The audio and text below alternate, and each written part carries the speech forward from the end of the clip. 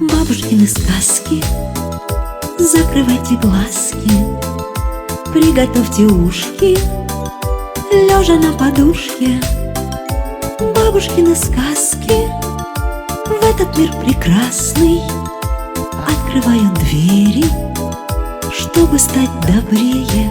Яна, я сейчас хочу тебе рассказать сказку про курочку-рябу.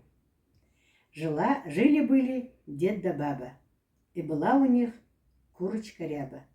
Снесла курочка яичко, да не простое, а золотое. Дед бил, не разбил, баба била, не разбила, а мышка бежала, хвостиком махнула, яичко упало и разбилось.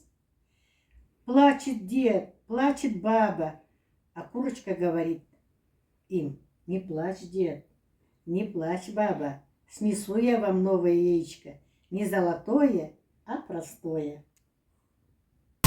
Про веселого котенка и про аленький цветок, и про гадкого утенка, что стать лебедем вдруг смог. Продолжение увидим мы в цветных красивых снах. Сказки бабушка читает, чтоб уснуть скорее нам.